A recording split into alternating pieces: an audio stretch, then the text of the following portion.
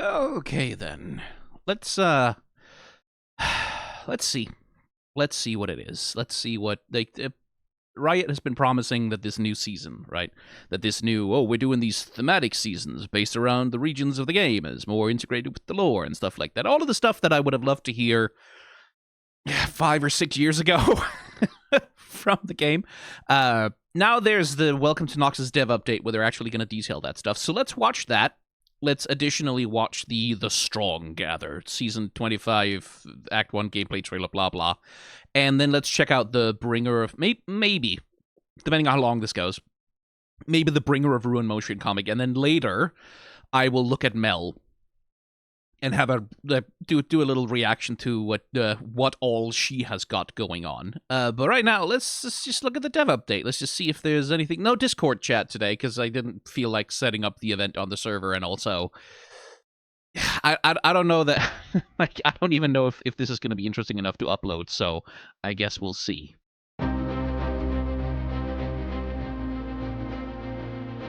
Ooh, self-important. It's supposed to be, mind you.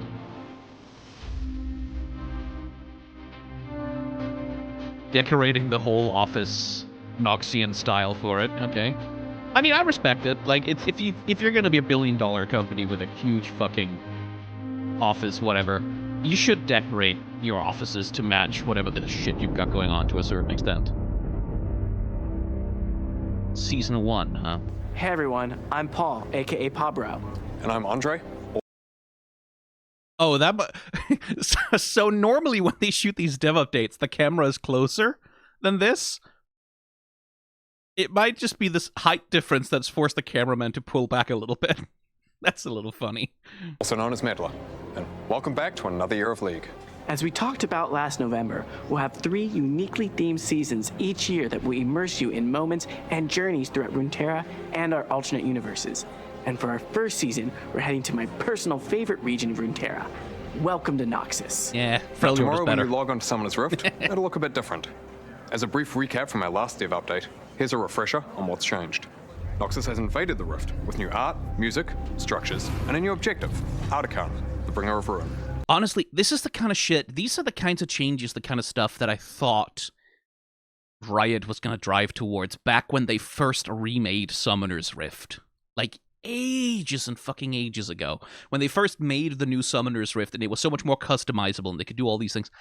These were the kinds of things, like, people were begging them for map skins and have been begging them for skins for the map for ages, like a winter skin or a Halloween skin or, like, anything. And it's not really until the last few years, like a couple of years, I think, that Riot has really started experimenting with, like, making cosmetic changes to the Rift. Again, can't help but feel like, oh man, like 7 or 8 years ago when I played this game seriously, this would have made me so hype, but you know. Otacon will spawn on either side of the map at 20 minutes in 2 unique forms with some permanent terrain changes, and he'll give a buff to whichever team kills him. There are new runes, items, changes to teleport, and a new system called Feats of Strength that give you access to newer, more powerful boots. Oh, feet. Now, all of these changes go live tomorrow, so they'll be there for your ranked climb. Speaking of which, as a reminder this year, we're only going to have 1 ranked reset, which also happens tomorrow. Now, there are also some other changes you'll notice when you launch the game. We simplified the home screen, making it easier to track the season's progress, see what's new, and just generally decreased overall clutter. This season will last 8 patches, split into 2 acts that will have their own battle pass with various act-themed rewards like skins, borders, and more. We want to immerse you. Battle passes you can't opt out of course. Because they're free. You get so much free stuff. You can't opt out of it. You can't say, no, please, I'm actually good, thanks. I don't want to engage with this particular engagement trap. I'm fine just leveling up or whatever. No. You have to have the battle pass. You have to have it. You have to have it. Look at the battle pass. You have all this free stuff and also all this stuff you have to pay for. But, like, look at the free stuff. We're so generous. Look, and, like, if you paid, like, look at how, oh, man, you've played a lot of games. You come so far on the battle pass and here's all this free stuff you've gotten. But there's also, oh boy, there's also a lot of premium stuff. And you've already unlocked it, haven't you? Like, you've played so, like, look how far along you are on the track. You've already unlocked all these things. And all you have to do in order in order to get the things that you've already unlocked. They're already technically yours, kind of, in a way. Just a little bit of money to get all of those things and complete your... I don't like battle passes. I consider them a remarkably predatory form of monetization when they are automatic opt-ins like that. Premium battle pass that you can only get into by purchasing, fine. But there's something so genuinely insidious about battle passes that they opt you into it by default and kind of go, look, we're giving you free stuff. And in order to get that free stuff, you have to watch us advertise this battle pass to you. Like, every single time you need to claim anything. And if you just don't go to the battle pass and don't claim it, oh, we'll have a pop-up. There'll be a little thing that says, hey, your battle pass. You have to check your battle pass. You have to check it. This little fucking annoying dot on the screen. You have to go do it. And it's so hostile because it's so much shit that takes advantage of friction and annoyance to just make goddamn sure the advertising gets in front of your face. And it's like, League of Legends was unspeakably profitable. Unspeakably profitable back when they just sold skins. Right? When they didn't do anything else. None of the other shit. None of the battle passes. None of the gacha. None of the nothing. It was unspeakably profitable when they just sold skins. And in a world where capitalism was rational, they would have been like, cool, we have a successful business. Let's keep doing that. But because capitalism is fundamentally irrational, they have to go, okay, we're making unspeakable mountains of money, but how do we make even more unspeakable mountains of money? How do we cause each and every single individual player who plays the game to be more likely to convert into a paying customer? How do we get more money out of them, more engagement? How do we make people more addicted, right? Because we have, the line has to, and this is not blaming the people in the dev up, that's the company structure, and that's the structure of the economic system. It's just that, and that's the cancer of it. That's the poison of it. That's why we have these fucking gacha skins now. It's because they ran out of less unethical ways to get money out of people. That's really it. Like, I promise you people internally are raising this shit as well, you know. But they've run out of ethical ways, or moderately ethical ways, of getting more money and engagement out of people. And so they have to resort to the thing that works if you want even more money out of people, which is gacha. My hope is that the gacha monetization scheme won't really work for Riot because they don't sell, you know, big titty waifu PNGs to people, right? Like, because they don't play quite as hard on that base, like, really, really bottom of the Maslow hierarchy of needs pandering.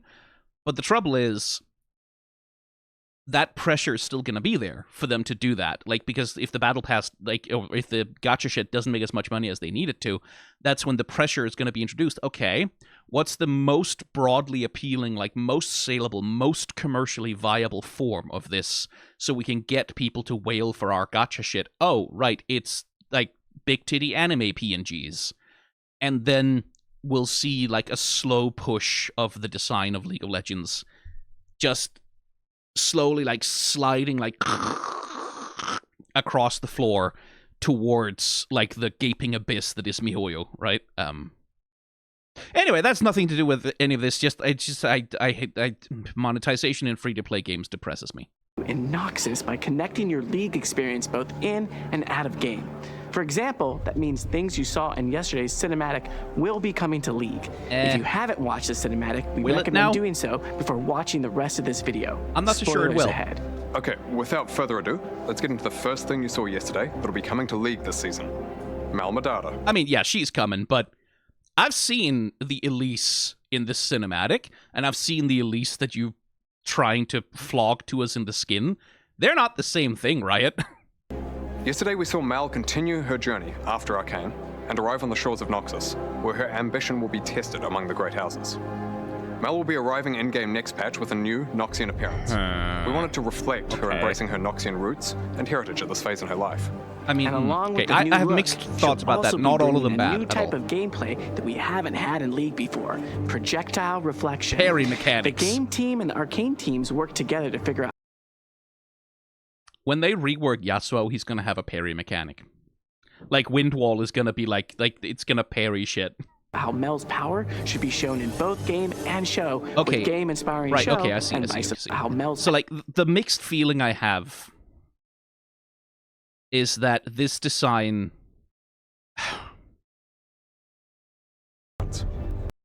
She's rather stretched here for some reason. The mixed feeling is that this ballroom posturing, kind of like with the leg forward, like ready to dance kind of, that's really not Mel as a character as I understand her, and it isn't really Mel as she was presented in the cinematic. There might be a context to this, but what I do like... this isn't really supposed to be the Mel reaction video, but you know how the fuck I am as a person. Projectile reflection. The game team and the arcane teams work together to figure out how Mel's power should be shown in both game and show, with game and... Like, the big shroud, the dress thing that drags behind her, that, I can see how that's a very compelling thing for the animation. Like, that seems like it actually might look really fucking cool. Inspiring show, but I'll save further thoughts for actually... Kit tomorrow. I want to see... We want to dive into play with one her of her animations abilities in the model viewer. Now, this spell reflects projectiles back against their source. So if Yasuo, Braum, or Samira could block it, Mal can reflect it. Targeted spells like Veigar's ultimate will target their original caster. Non-targeted abilities, like Lux Binding or Nami Bubble, are also shot back in their direction. Now, reflected spells will keep the behavior you'd expect when they were initially cast. If Annie has her passive up, a reflected Disintegrate will stun. Or Nidalee's javelins will deal more damage the further they go, etc.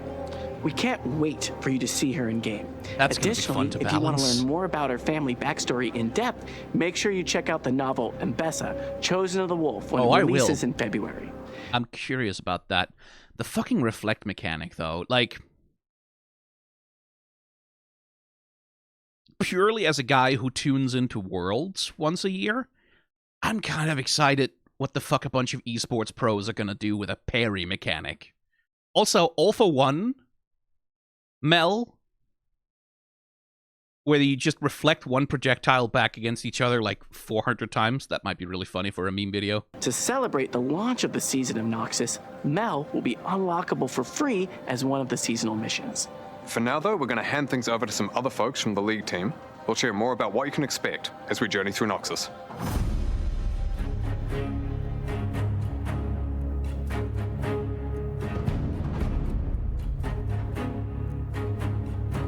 I hope it wasn't too disturbing for the people actually working to have all that shit set up in their office. And I'm the season's lead. And I'm Bryce, aka Riot Athelos, longtime Rioter cool shirt. and League's newish creative director. Hang on, sorry, I just, I kind of like that, like the patchwork thing with the sort of lava bubble over. That's like, I mean, I'm sure it cost like $400 at some fashion store or something. I don't know, I can't really tell, but that has a little bit of like the sort of punk vibe with like yeah, that's pretty cool. Sits well. Like, I'm just looking at him as a character design, and I'm like, shit, that sits pretty well on him, actually. I started on this role about a year ago, but I've been at Riot and like, working with League for over 9. This is so much like, like bring your son to work day. Just like, he looks like the world's most dad, right? Like the world's most your dad guy. With like this soft chill shirt, and then like his son who's like into weird shit on the internet and has like a DJ career, and he's brought him to work. I don't know. Like, I know nothing about these two people. I have no opinion on who they are as people whatsoever. It's just as character designs, that's just the vibe I'm getting. I'm Rioter and League's newish creative director. I started on this role about a year ago, but I've been at Riot and working with League for over 9. Over the years, one of the things that we've loved most about working on League is how much you love it. The world, the champions, the lore. And so do we. Holding my tongue, because they are not lying. They are telling the absolute truth. This is the thing about Rioters. Like, every single one of them that I've ever met or spoken to, especially the people who work in the creative disciplines, are lovely people who care very deeply about what they do. And who really genuinely, from the bottom of their heart, are trying their best to create something good and wonderful. All of them. Like there's a few Rioters who are assholes. It's not like being a employee at Riot makes you, anything other than a human. But the creative urge and impulse of these people is earnest and honest and earned, right? There's no malice in the person who designs the skin that gets, minced into the $250 gotcha machine, right? Like Fractured Arcane Jinx.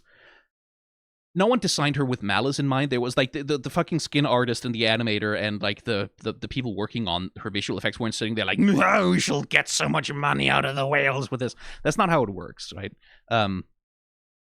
They were trying their very best to make something good. And I feel bad about, well, as this goes up, that probably won't have come out yet, but over on my Shorts channel, I will do I have a full review of all of the Arcane skins, and I'm going to say a lot of not very nice things about them. To be honest, and I always feel real bad about doing that, because it's like, I know that the people working on it did their very best and earnestly tried to do something good. And it's like, yeah, but you didn't, and you exist in the context of this fucking company, right? Run by the fucking assholes in the CEO suite, and I have to judge the thing as a product of the company rather than a product of the people, and that always sucks. I don't like it very much, but it is necessary. Like, you have, because it's a strategy, by the way, by Riot. You should know this. Rolling the developers themselves out front, having them introduce themselves and say, hi, this is who I am, I'm a person, I work on this game, having them perform their enthusiasm and their love for the camera as a part of the company's messaging. That is a way for the company to essentially roll their employees out as buffers in front of criticism. That's explicitly what it is, and that's what Riot has been doing with their writers for many years. And it's like, it's one of those things like, these people are happy to do it too. They love talking to players. They love communicating about the work that they do, broadly speaking. They really want to. But the structure of this is such that the company, when the company puts these people out in front, these developers, these earnest, actual, honest, working people, and says, like, here, when you yell at us, this is who you're yelling at. Don't you feel bad that you're yelling at these nice people, these totally ordinary people who are just like you? Don't yell at us. We're just like you. They are trying to appropriate the humanity of these people, right, as part of the company's image, and I refuse to play that fucking game. And so I have to judge the products of Riot Games, the corporation, as products of Riot Games, the corporation, and not... Like, I give all of the credit for the triumphs, for the good things that exist in those products to the people who work there, and all of the failures I will blame directly on the CEO, because that's where the buck is supposed to stop, right? That's my policy, and it's not like necessarily about like whether... It's not a scientific approach, it's just I can't stomach criticizing the good work of earnest, honest people in the way that I do, but I can definitely stomach criticizing like the output of a corporation that makes billions and fires hundreds for the simple purpose of like preserving a bit of money and not having to cut the salary of one of their 6-figure-a-year CEO dipshits who couldn't even like... I bring this up a lot, and I'm going to bring it up again because it's been a while since I've done it. There's a guy called Scott Gelb, who used to be, I think he has finally left, the COO of Riot Games. Scott Gelb, back in the slightly earlier period of Riot Games, would sort of routinely just touch his employees' genitals. Like, just as a funny haha joke, he would, like, grab the crotches of his male employees and hump them in the hallways. One of the people in the executive suite, in meetings, as a funny haha joke, would fart in other people's faces. This all came out and was incredibly well corroborated with a lot of like very rigorous reporting laying out the scale of those abuses. Do you think Scott Gelb got fired? No, he didn't get fired. Do you know what he got? He got 2 weeks of suspension with pay and sensitivity training. And the then CEO of Riot put out a public statement saying, oh, Scott, he's just such a valuable leader, and we're so confident that this experience is going to make him such a better leader and make him, like, much more like, it was such a fucking reach around for the homeboy, right? Because all of these people are in it together. All of these motherfuckers are co-implicated. All of them are responsible for all of this. And Scott Gelb just got such a... He got jerked off in public by his fellow CEO, like his fellow executive class at Riot Games after sexually harassing his employees for a long period of time. No consequences. Zero consequences. Oh, he went radio silent at Riot for a little bit until a couple of years later there was a profile I was like where Riot did a little like corporate puff piece of like, oh, Riot CEO Scup Gelb is helping train the new like generation of employees, with a video where he gets like this glowing interview about how passionate and how good he is in the game industry. Like, Riot Games does not get to say shit, not word one, not a fucking shell of a shit of a thing, ever, about responsibility, ever again. I cannot explain to you enough how much venomous disdain I feel for the corporate structure of Riot Games. I cannot. Anyway. League has such a rich and vast world, but sometimes that richness lacks the depth you and we think it deserves. And this is why we decided to build on that storytelling as we head into our first season. Yeah, we want seasons to unify League in a way that connects the in-game and out-of-game experiences. You've already seen a lot of the ways that Season 1 is going to help Noxus come to life in League with gameplay updates. And as the season goes on, there'll be more in-game thematic narrative expressions, like the Reckoning Pits of Noxus, making their way into Arena, as well as out-of-game ones like motion comics and minigames. We were really excited by the reception to Spirit of Hearthhome last year. We loved giving you a unique introduction to Aurora. And we're going to continue experimenting with ways that bring our worlds to life and connect those in-game and out-of-game experiences. In Season 1, one of the ways that we'll do that is with a new genre of minigame that will debut in Act 2. So the interesting thing about that is that Riot has tried many times before to try and connect the lore to the gameplay of Summoner's Rift. And essentially, for the longest time, their policy was that that doesn't work. That's essentially kind of a failure, that you can't really bring the narrative experience of League of Legends to Summoner's Rift, because the narrative experience of League of Legends is that the god of the stars, Aurelion Sol, literally a guy who can make galaxies with his left hand, can get on the Rift and get killed by, like, some little fucking gremlin-ass motherfucker who throws mushrooms around, right? Like, it's like Summoner's Rift is fundamentally disconnected from the League of Legends narrative universe. And so for a long time, Riot basically had the policy of, we're not going to try. Because there isn't really a way to make that work, right? Like, then they pushed for various things. Like, once upon a time, champions would have so many voice lines. Oh boy, like, they would have like 20-minute scripts of voice lines and interactions with other characters on Summoner's Rift, because that was an attempt at bringing, like, the gameplay, like, bringing the narrative into the gameplay in some way, of, like, putting that on the Rift.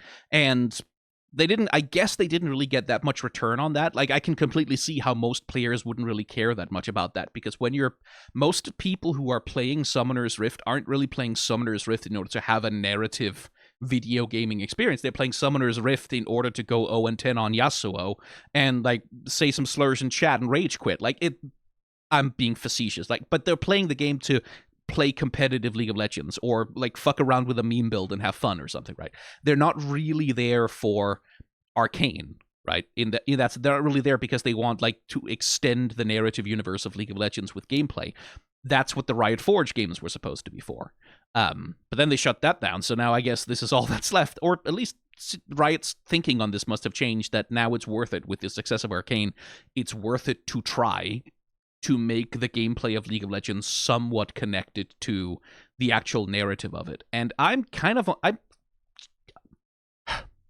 on board with this. I think at least they should try. Like, I think it's good that they are trying.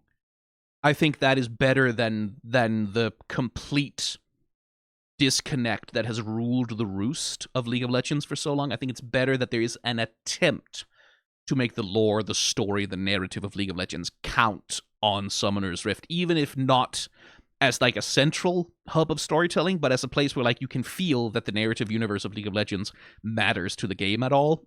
I think that's a good move. We also want to confirm something that you probably saw in yesterday's cinematic, specifically around LeBlanc.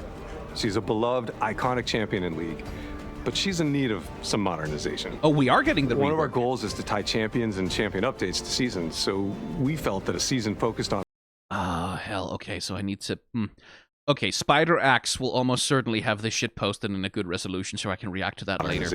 But, LeBlanc getting an update. One of our goals is to tie champions and champion updates to seasons, so even if it's just an season focused on Noxus would be the perfect time to give LeBlanc a visual update. Yes. You'll see more of LeBlanc in her new look. Where the fuck is Shyvana, though? Lastly, we also want to talk about where seasons can take us. This year is primarily focused where are on the other visual updates. We're really excited please? about the possibilities that alternate universes bring to seasons. Yeah, just so we're getting a Star Guardian season of bees. Just literally bees everywhere. You're a bee. I'm a bee. We're all bees working for Queen Bee Syndra.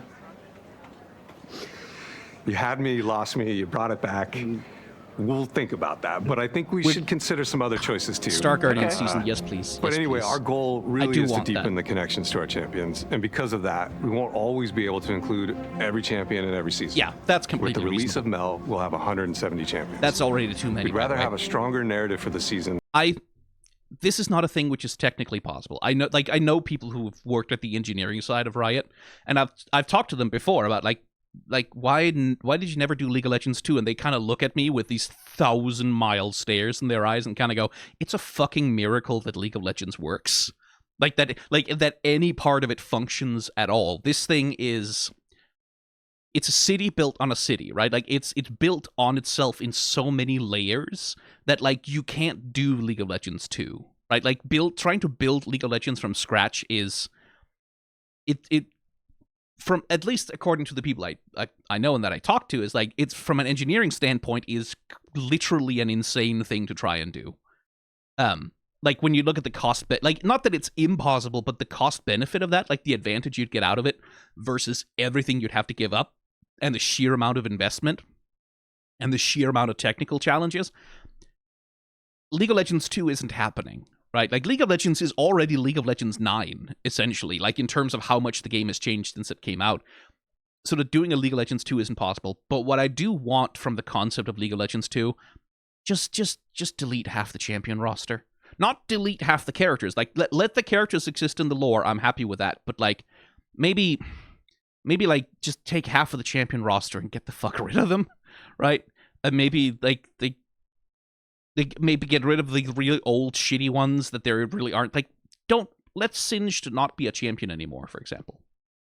And make a new champion who, like, can do the funny, don't chase the poison man stuff better, right? Like, if you're going to introduce Seraphine, just delete Sona. Like, just retire Sona from the game, from the video game, and make her a character in the narrative instead, or give her a Riot Forge game, or do something else with her. I don't think League of Legends itself needs to have 170 fucking characters. I think it causes more problems than it solves. But that's my personal hot take, which, like, the thing is, like, every single main whose character everyone who's like a Sona main who loses their Sona is going to drive to Riot HQ and personally set it on fire, right? Like, you can't delete anyone's main from League of Legends. Especially not when people have spent, for example, $250 fucking on pulling for a gacha skin for that champion. Especially under those circumstances, you can't do it. I just think for the health of the game, it would be better if there wasn't 170 fucking champions in the game. At the very least, I want them to add fewer champions going forward, like even fewer than they have been. I want them to add a champion when it actually fucking matters, and not just throw a champion into the game and then drop them on the floor and stop giving a shit about them the moment they're released, like Rel, for example. Like, when has Riot last given a shit about Rel? I would kind of hope that they would in the Noxus season, but Rel was released and then she didn't matter, right? Seraphine was released and then she kind of just didn't matter. So many champions that have been released, like, they get released and then they don't really fucking matter. Because Riot doesn't have the resources to tell 170 champion stories at the same time.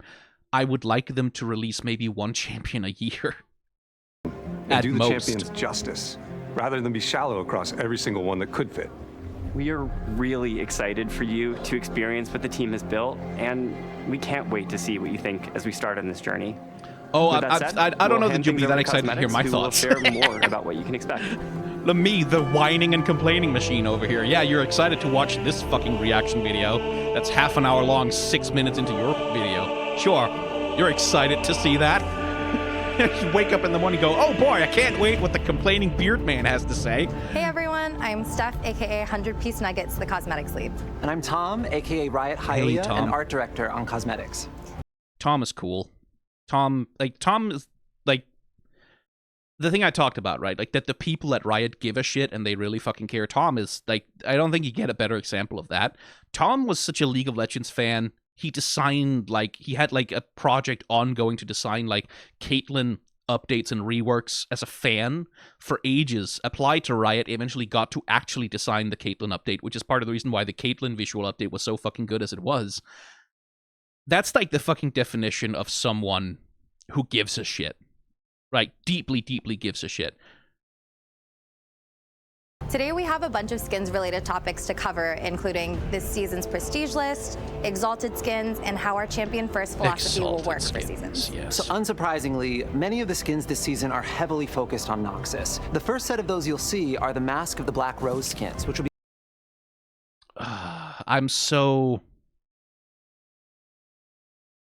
I'm gonna save it. I'm gonna do reviews of the skins, but I'm so upset about Mask of the Black Rose, at least the skin. Specifically, not really because of the skin itself. The skin itself is probably doing the best it can with what it's got. It's just the way she is in that cinematic versus the way she is in League of Legends. It's so depressing. Live tomorrow. Some of the champions getting those skins were in yesterday's cinematic, which is where the skin inspiration came from, but some of them weren't. When choosing champions who weren't, we focused on champions who would attend a Black Rose Masquerade ball and make sense in that thematic. Because really, is Ezreal not going to a party with a lot of things to steal? This is another thing, right? Like, and this is something that's more about Riot's corporate communication, is they, forever, for as long as Riot has been a company, they have been absolute shit garbage at communicating to the players what is canon, right? I don't know what the hell, if they just have never been able to get together about it internally or what it is, but they have always been absolute shit fuck-ass garbage at communicating to the players what is canon, what is not. Legends of Runeterra comes to mind as a good example. Where they'll change their opinion on a dime, one Rioter will say one thing, and then like 2 days later someone else will say something else, and it doesn't seem like they have even an internal consensus on what the fuck their approach to canon even is. And this is one of the examples, right? Renata Glask was not in the cinematic. Was Renata Glask at the Black Rose ball in, like, should we consider that part of her story, that the Black Rose invited her and she went? As like, maybe, I don't know. Is that canon? Well, probably. I mean, they would probably, if we imagine an alternate storyline. And that's like, it's not a problem to have skin lines that are like speculative of like, if Renata Glask was invited to a Black Rose Masquerade ball, what would she look like when she went? That's fine. It's just, I guarantee you, like, and I've seen this on my own fucking Discord, people have been asking like, so is that canon? Did she go, like, is that a part of her story that she got an invitation and she went? Or is it just like maybe in an alternate universe? And Riot just don't want to give any answers to that. Like, and it seems, from the outside, it just looks like they don't have their shit together, right? That's one of the problems. Just looks like they don't know, right? It looks like the skin department just kind of went, who can we throw in a Black Rose Masquerade ball to fill out the skin line? Oh yeah, Renata Glask, right, fuck it, whatever, right? And then no one at the lore team, no one at the story department, like, was like, but Renata Glask would she's a Piltover, she doesn't care about, she would never go, okay, well, right. That's what it looks like from the outside. I'm sure that's not what it is on the interior, but because because they don't have a canon Bible, they don't have a lore Bible, they don't have a central canon, they don't have a repository for this shit. Universe was supposed to be a repository for it, but go on Universe and tell me how many other things you find there that are outdated or wrong, because it's at this point fucking most of them. No, not most of them, but it's a lot. Like, because there is no central database you can go to with League of Legends to see, okay, which things actually fucking happened. Champions and stories are just like this nebulous bullshit that's left floating in the ether with nothing concrete existing anywhere, except occasional short stories. Maybe one of them will get a novel, and then that'll get retconned out of existence 2 years down the line because, oh, we made another TV show that got popular, right? Because there's nothing central to grasp onto, there's no publication history that can sort of define what the canon is of these characters, it is all of this, right? Like, it's like, this is what Renata Glask would look like if she went to the Masquerade Ball. And, like, they can't determine canon either. Right? Like, the Skins team doesn't have the power to determine canon. They don't have the power to decide that Renata Glask went to the Masquerade Ball. That's not their department. That's not their authority. They can't do that. All they can do is say, okay, if she did, then we can make a skin that looks like that. Like, that's all they can do. So that's not really on them. It's on Riot's own narrative department to have some kind of central stance. Like, just a database that's updated that says, on year whatever, on this date, Renata Glask went to the Masquerade Ball. That's all it has to be. It doesn't have to be a whole fucking published short story. It just has to be a little timeline with a note that she went and she did that. Or alternatively, like a repository where it says, okay, this thing is speculative, not canon. This thing is not speculative. This is canon, right? Katarina was there for sure. Elise was there for sure. Ezreal and the rest of them were hypothetical. Just some sort of anything that you can actually grasp onto so you know what you're supposed to actually understand as storytelling versus what's supposed to be understood as, like, company-sanctioned fan fiction. It annoys me. And, of course, Renata Glask would be rubbing elbows with Noxie and Elite. I mean, would she?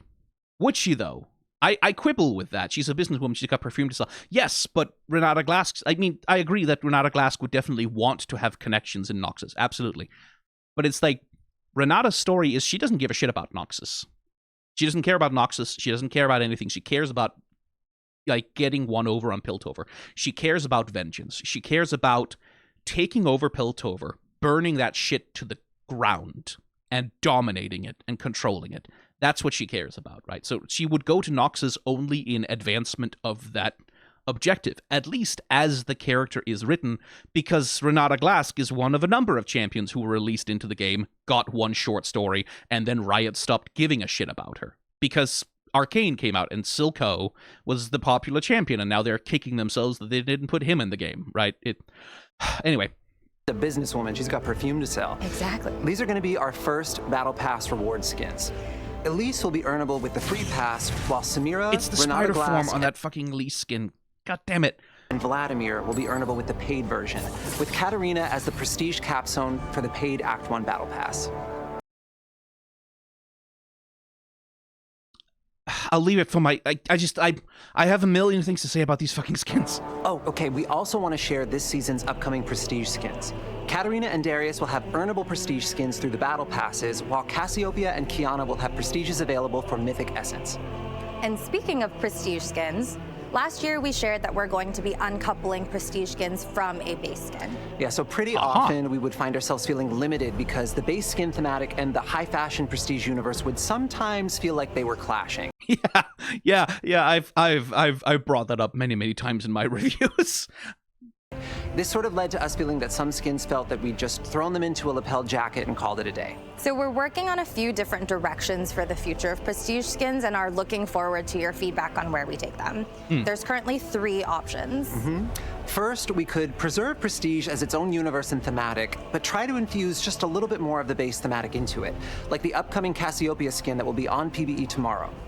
The second... See, that I'm on board, like, because I like the idea of prestige skins that we take the base aesthetic of the thing and then we try and interpret that through the lens of haute couture, right? Like high fashion Met Gala bullshit. I like that as a base idea. I just don't like how a lot of the times it's executed because the prestige skins have a central prestige skin aesthetic, right? Like it's all the crystals, it's all the purple, it's all the pink. Like the prestige skins have a color scheme. They have their own internal thing where they all kind of look like each other or they look like they belong in the same aesthetic universe. And for me, that kind of misses the point. The point is, take this base skin aesthetic and just use that to make some really weird, fucked up high fashion, right?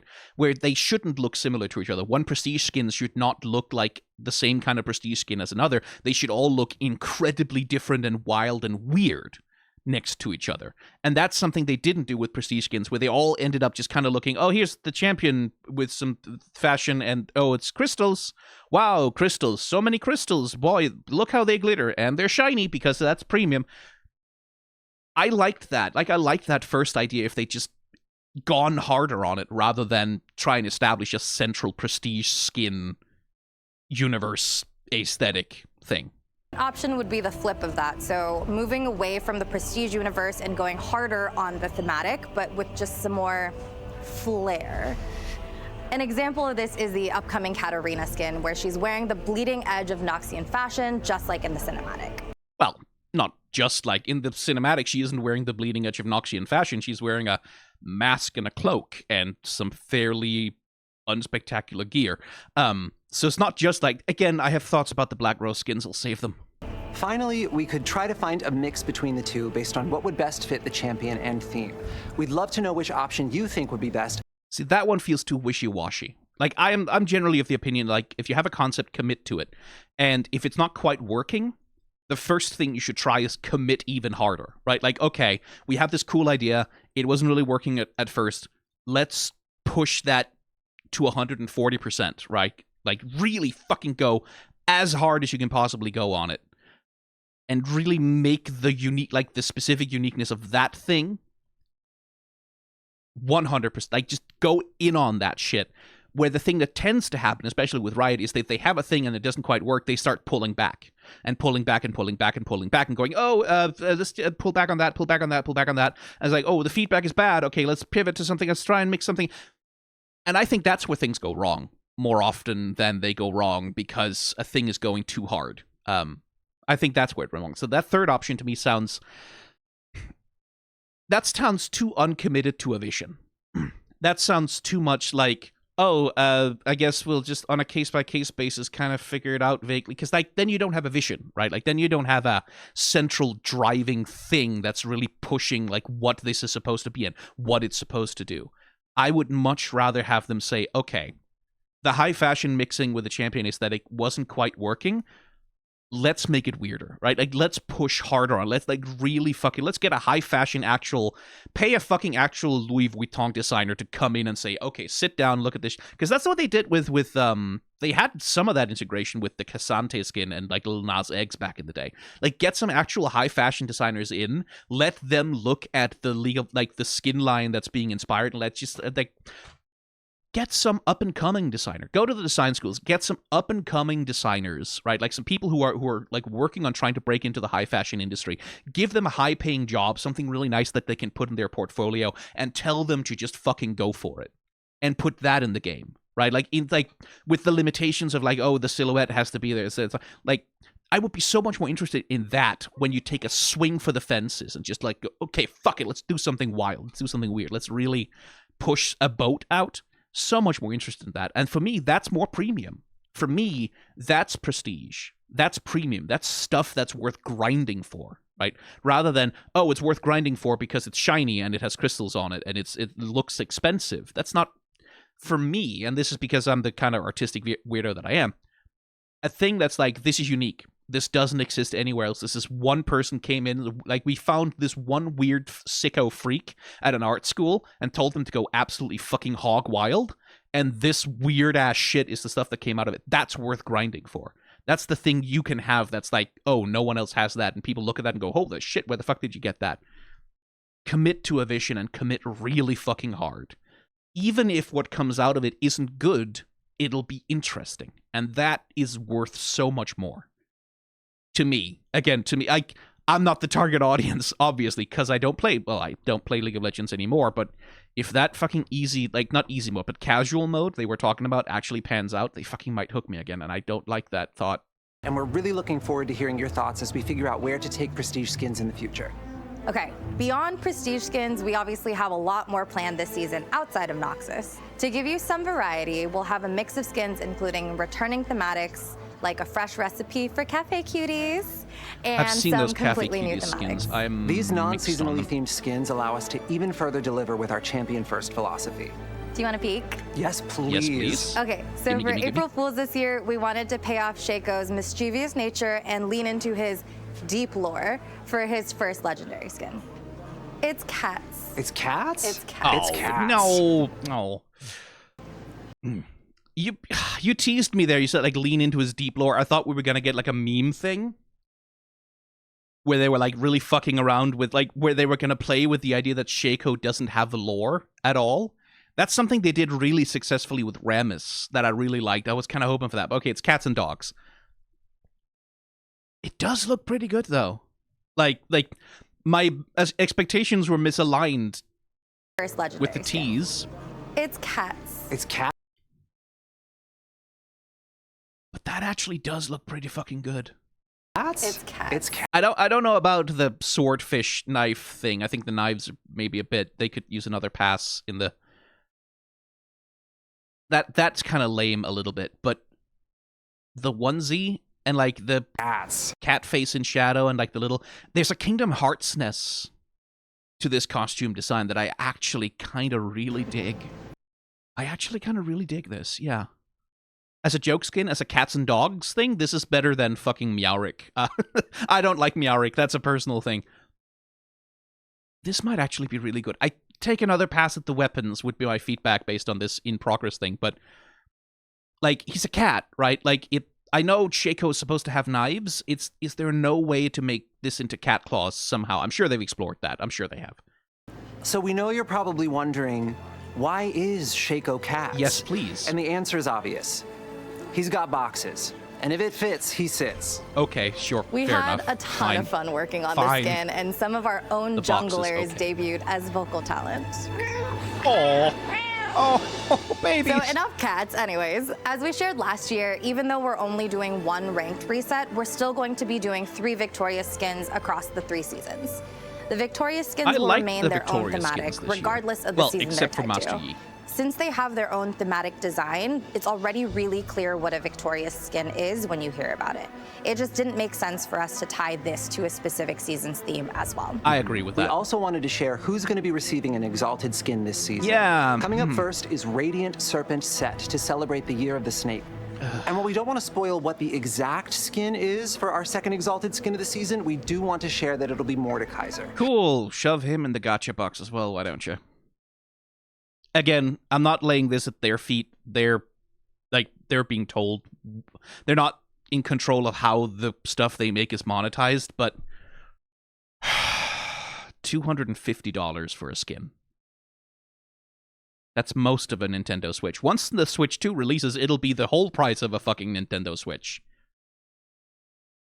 $250. 8 times the price of what used to be an Ultimate skin, with less features. Oh my fucking god, I hate these monetization schemes so much. And I'll leave it for... We don't want to spoil what the exact thing in exalted skin this season. Coming up first is like, Radiant... The thing I talked about, how gacha mechanics and the need to make stuff that will get people to spend the money to wail for it, it has a certain aesthetic pressure on the thing. So exalted skins... I'm gonna be annoyed to be right. I'm not gonna enjoy it when I'm right. That those are gonna push more and more and more towards really bland, samey, repeatable, big titty anime PNG fan service styles of aesthetic.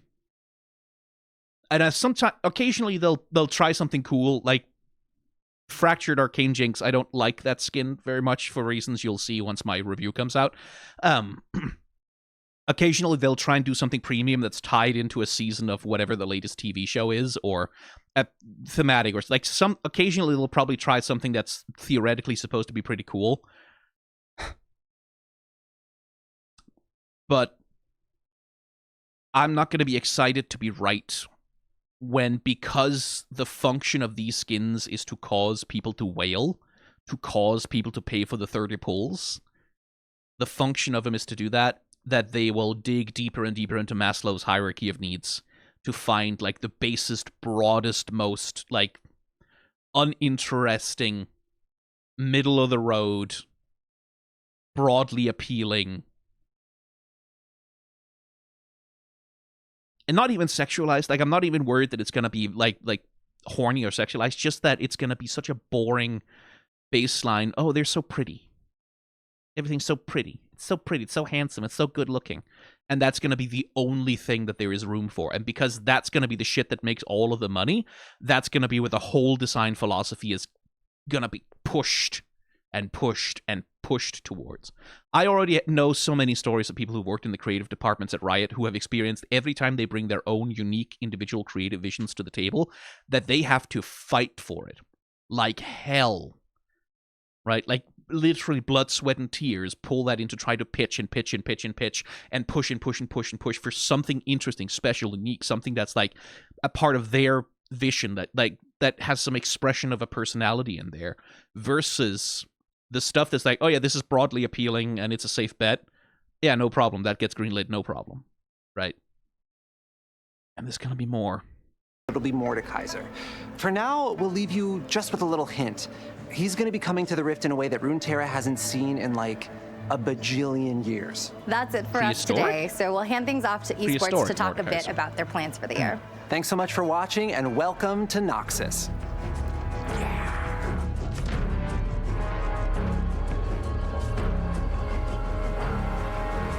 God, this fucking reaction video is going to be over an hour. I'm Chris Greeley, head of Global League of Legends Esports.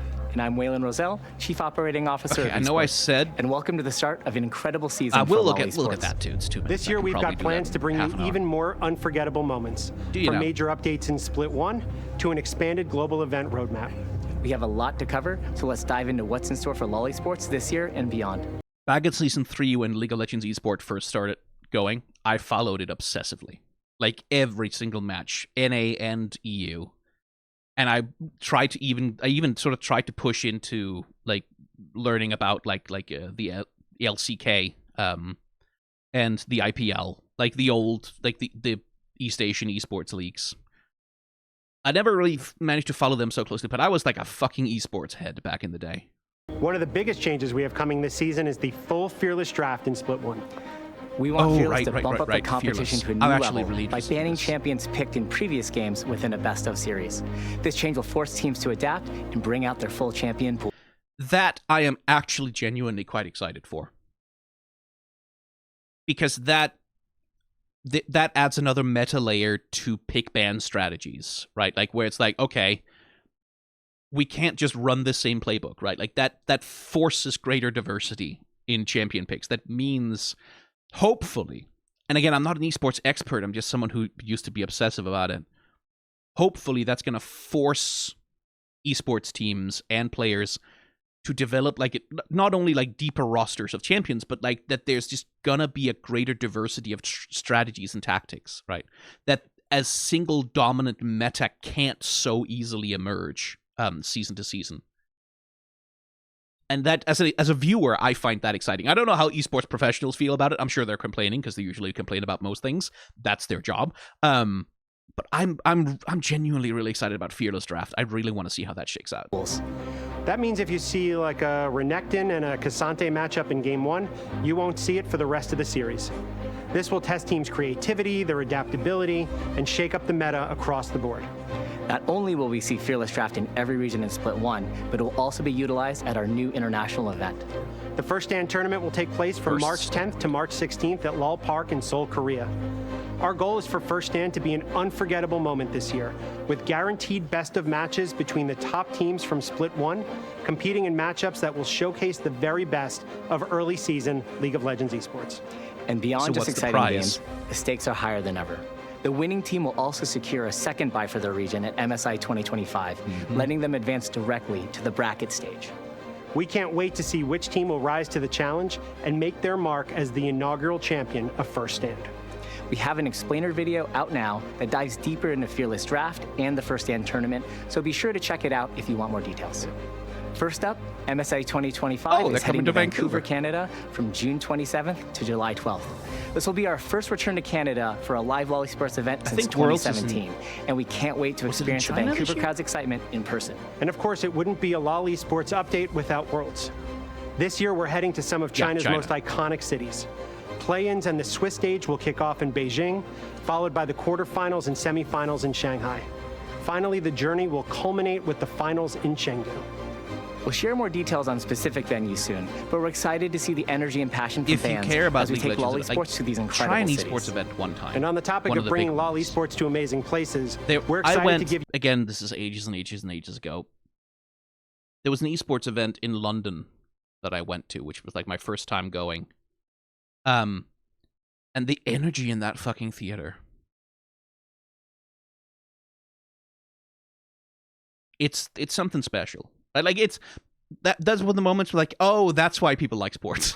Right? Like, oh, it's this. It's that. It's not because of man kicks ball real good or whatever. It's that. It's the feeling of being in a place with 1,000, even just a few hundred other people, all paying attention in the same direction with the same enthusiasm at the same time. That's the thing that it is. Okay, now I get it. If you care about League of Legends, like, try an esports event one time. One of the big ones, one of the official League of Legends Riot ones, like, they are generally a special experience. If you give a shit at all about watching League of Legends being played at a high level. You an early look at our 2026 and 2027 global event destinations. In 2026, we'll be taking our events to some of my favorite places, starting with First Stand in Brazil. Brazilian fans bring amazing energy to live events, and we're excited to kick off the season in such a vibrant esports community once again. It's going to be awesome. Next, we'll head to Korea for MSI 2026. I think I speak for all of us when I say that we can't wait to go back to Korea for another esports tournament. Okay, and finally, Worlds 2026 will return to North America. This is always a huge moment for us, and we're looking forward to bringing the thrill of Worlds back to our North American fans. In 2027, we'll be taking First Stand to Southeast Asia. MSI will return to Europe, and Worlds will once again be hosted in Korea. MSI in Europe. And with that, it's time to officially kick off the 2025 season. If it's not Whether you're tuning in to cheer on your favorite region, like or just keeping an eye on the competition, you won't want to miss a moment. Because I do want to go to one more. So that's a wrap on all things LoL Esports. Thanks for joining us, and here's to an amazing season ahead. I do want to go to one more.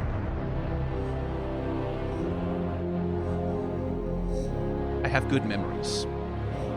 It's a good energy. Okay, what else have we got? Next, modes. Yes, As we please. move into seasons, we want to make sure that there's always a variety of gameplay available. So, starting with the next patch, there will always be another game mode available to play in addition to Summoner's Rift. Rotating, one assumes. So, All Random Earth will be turning on next patch and will be available throughout Act 1 of the season. I do not give a shit about Act 2, we'll have the Arena update.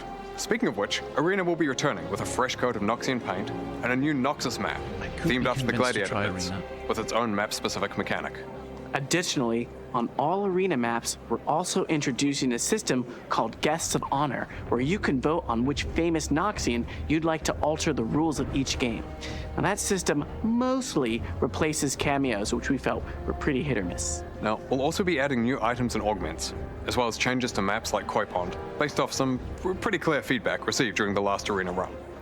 We don't want to spoil everything now, so keep an eye out for details on the changes coming to Arena when it's closer to launch.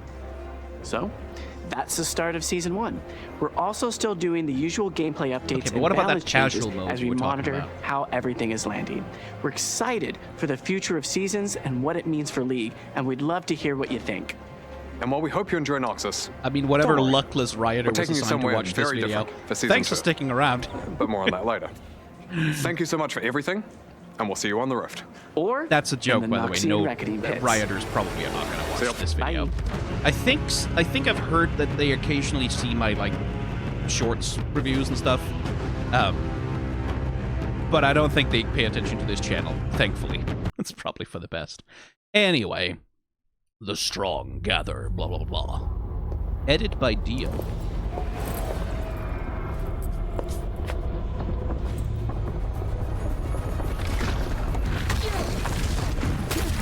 Okay, so we're repeating the motif from the cinematic.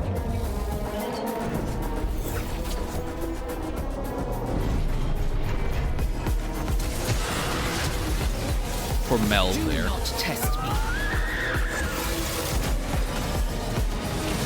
Mel and Kled would be friends. She can reflect Renata ult? Oh, Jesus Christ. Senseless chaos, James. I hardly felt a thing. Right, because anything that could be Windwall. It is a little bit funny that reflecting Blitz hook makes Blitz get closer to you. That essentially converts it from a grab into like a dash on his behalf. Oh my god, fucking... Also, God, Vladimir needs an update. He needs an update so fucking badly, but it's the spider form on the fucking Elise Black Rose skin that just... Ooh. Oh, it is so on.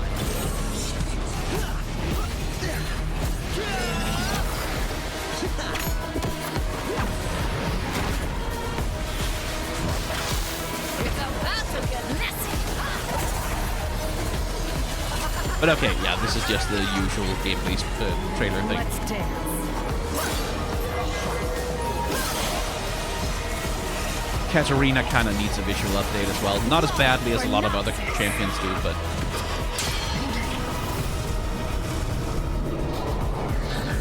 And then there's Atakan. I wonder why they changed his design from what it was in Runeterra.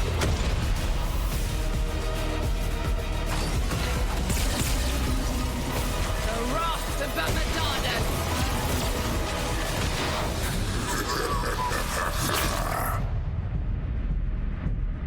Yeah, I guess that's cute. Give me that casual mode, though. Like, literally, the casual mode is all I can really... Oh.